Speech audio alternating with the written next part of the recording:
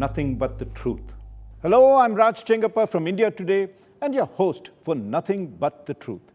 Every week, we will deal with key issues of concern and bring you perspectives and clarity as to why these matter to you and what is the clear truth that emerges.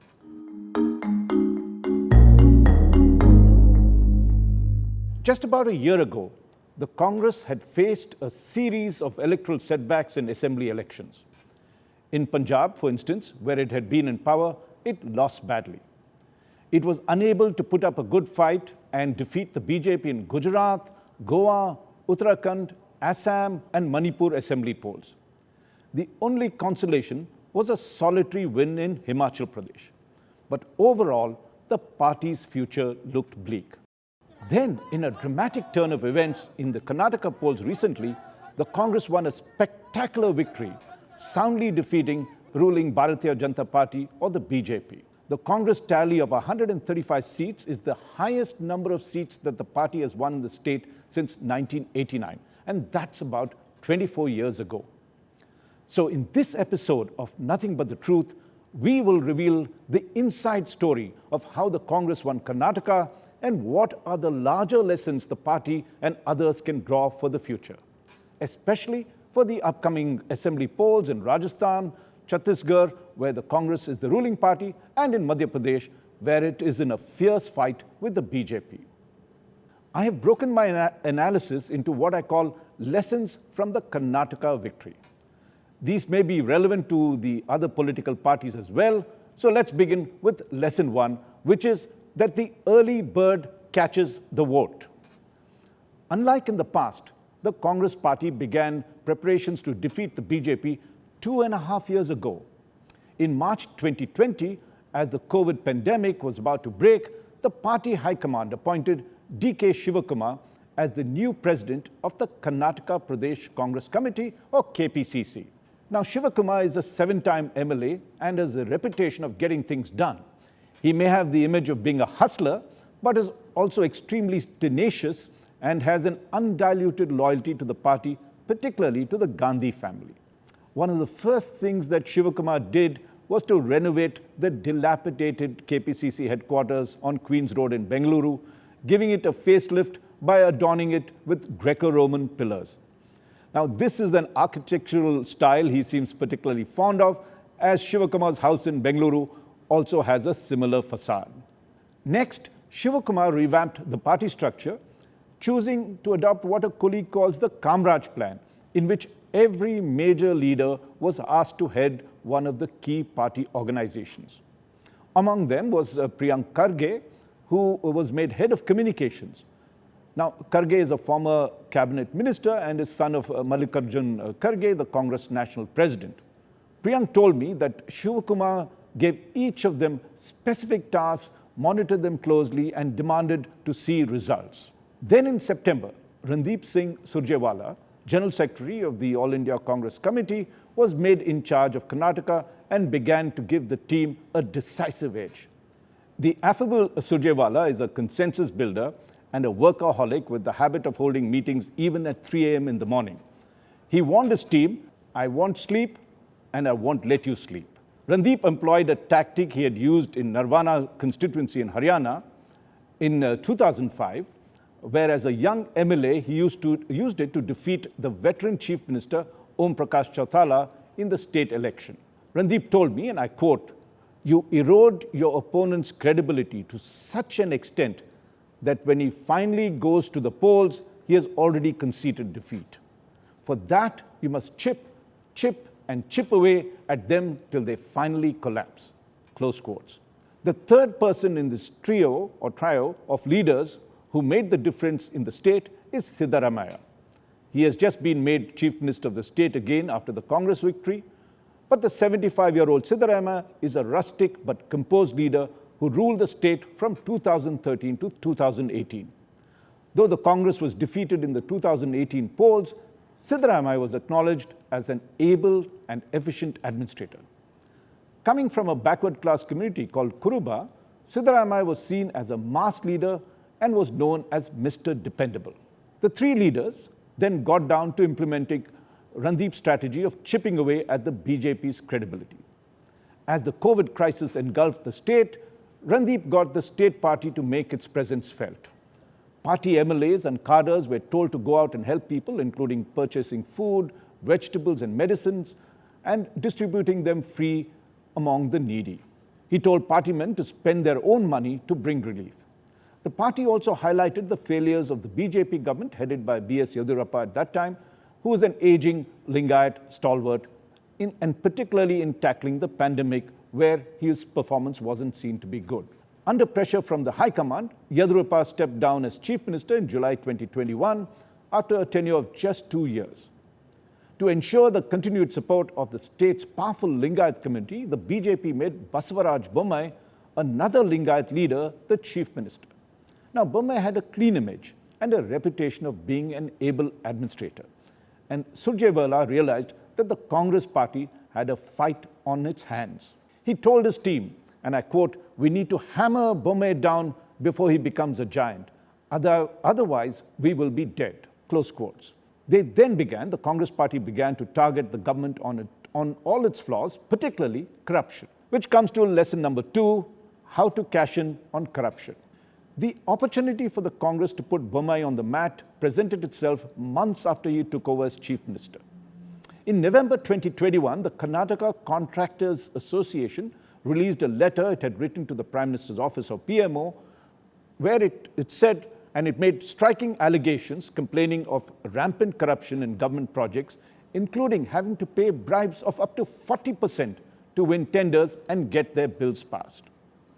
Another contractor, Santosh Patil, in a separate letter to the PMO, alleged that the Rural Development Minister, K.S. Ishwarappa, had demanded a 40% commission from him to clear a bill worth Rs 4 crore for road construction. Months later, in April 2022, Patil would die by suicide, but not before sending out a WhatsApp message to his friends, blaming the minister for forcing him to take the extreme step. Ishwarappa was forced to resign soon after.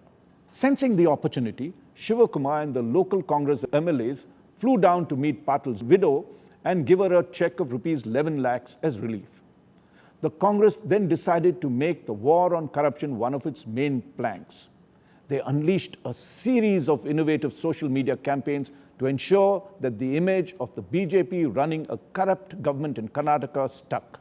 2 backroom boys played a key role in devising and executing the Congress campaign narrative. The first was the reclusive and bespectacled Sunil Kanugolu, the party's super bright election strategist.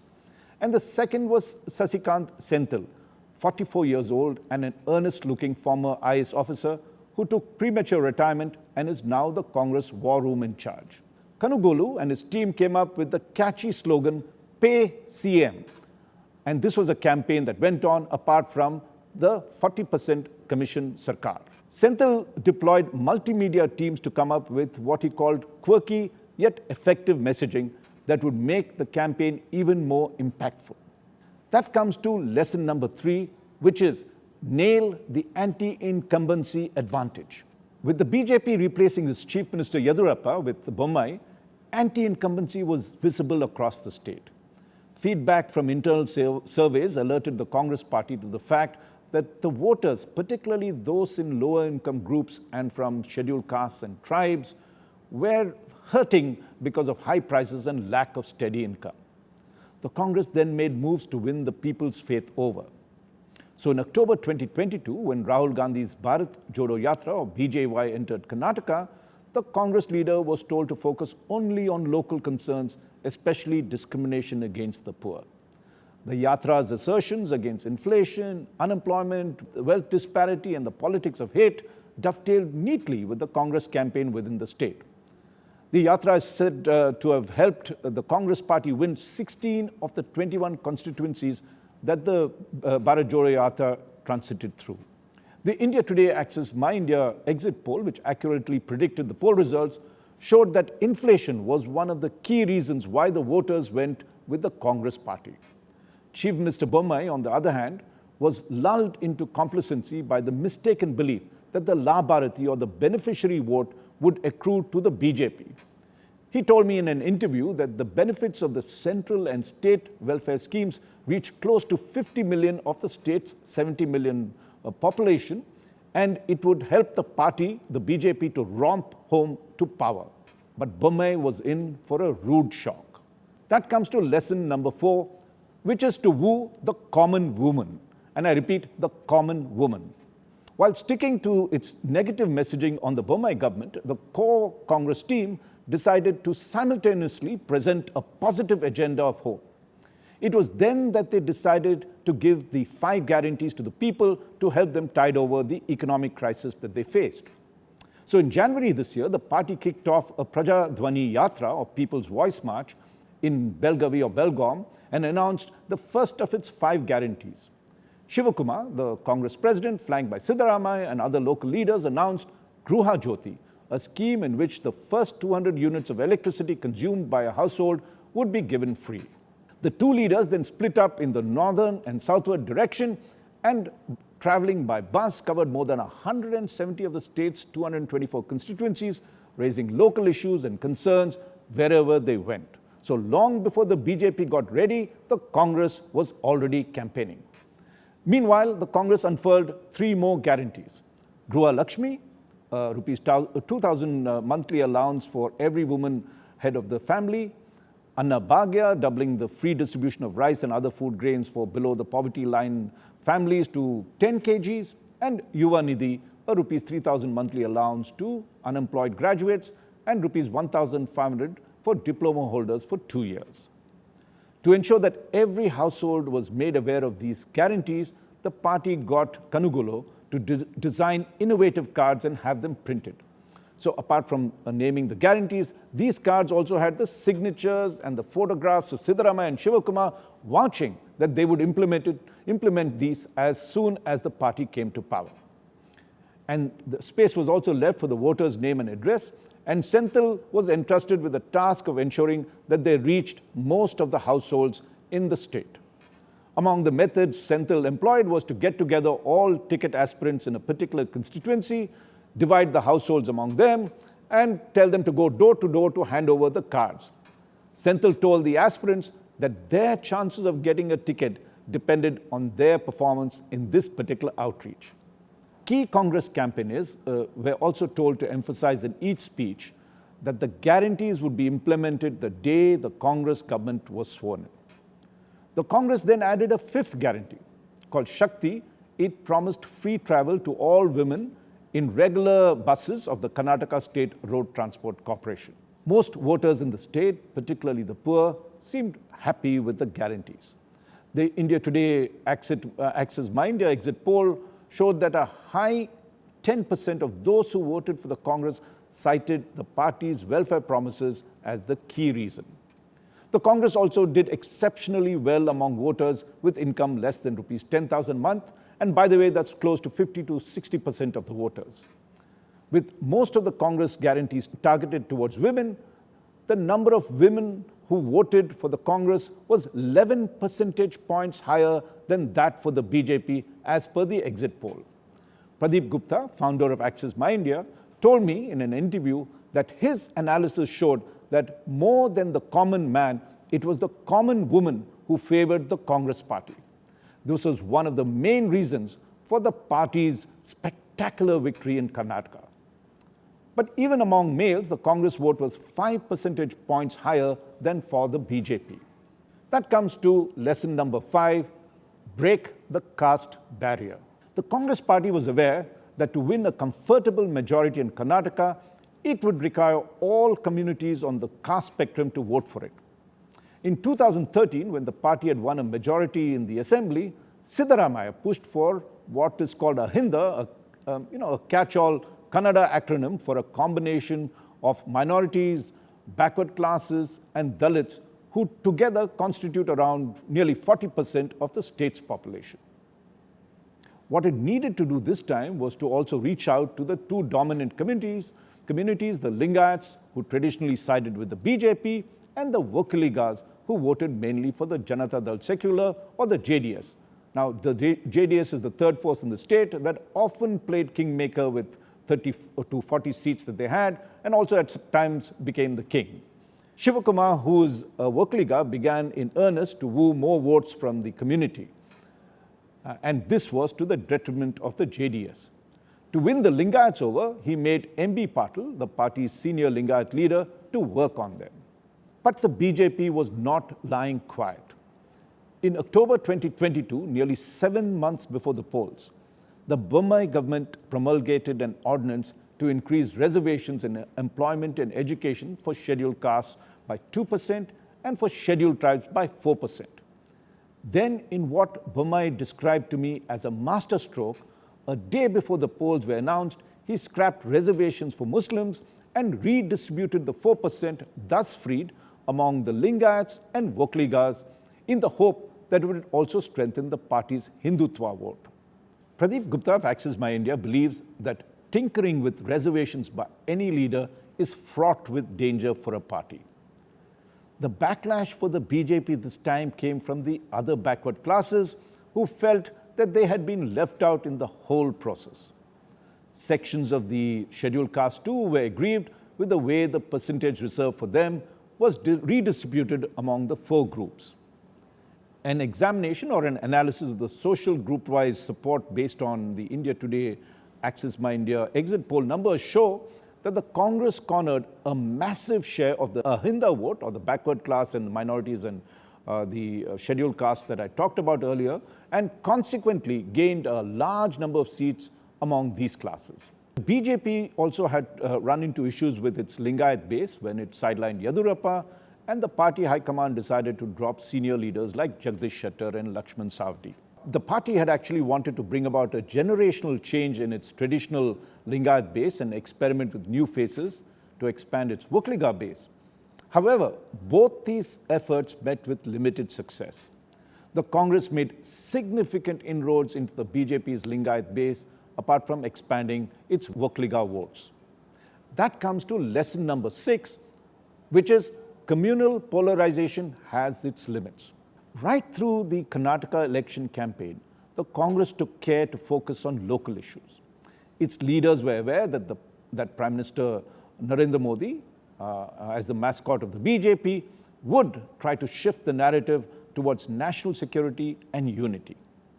The Congress did slip up at one point when it mentioned the Bajrang Dal in the same breath as the Popular Front of India as organizations that could be banned when it released its manifesto. That gave the BJP a chance to raise the familiar bogey of the Congress favoring Muslim appeasement and Hindu baiting. The BJP and Prime Minister Modi in particular went to town accusing the Congress of being anti-Hindu and against Hanuman or Bajrang Bali, a revered deity. As it turned out, the issue backfired on the BJP as it consolidated the Muslim vote towards the Congress without making too much dent on its Hindu votes. The India Today Access My India poll showed that 88% of the Muslims voted for the Congress and only 8% for the JDS.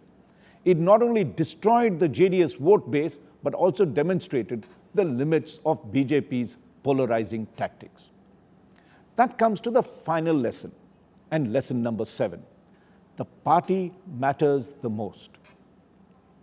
Overall, what worked for the Congress in Karnataka was that it was able to transform itself into an electoral fighting machine. It showed that it could give as good as it got, or even better, in the contest with the BJP. Wisely, the party decided to showcase local leaders and local issues in the state rather than swamp voters with Delhi stalwarts as the BJP had done.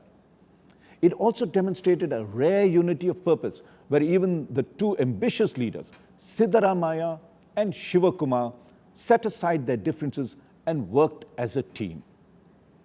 Congress President Mallikarjun Kharge, who hails from North Karnataka, played as significant a role as the others did. The 80-year-old Kharge has been in politics since the age of 24, a career spanning nearly 60 years. He knew the strengths and weaknesses of the party in every constituency and of every candidate in Karnataka. It was also a prestige battle for Kharge, as the election was happening in his home state after he became party president last year. Congress itself had prepared well too, coming out with 124 names in the first list a month and a half before the polls. Every candidate had been carefully screened, their advantages and handicaps assessed, and Siddaramaiah and Shivakumar were made to speak to rebel candidates and thus open a dialogue with them. As a result, the final list came down from 40 rebels in the beginning to single digits.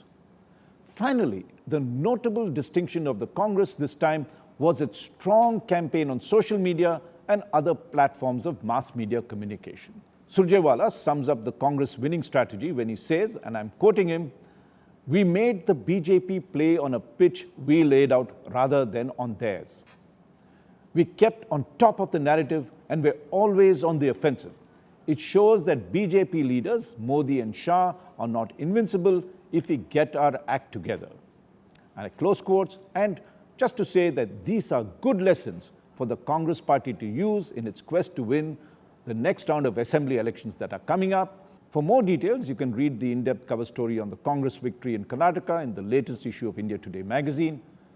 Thank you for listening to this episode of Nothing But the Truth. I look forward to having you with me next week. Nothing but the truth.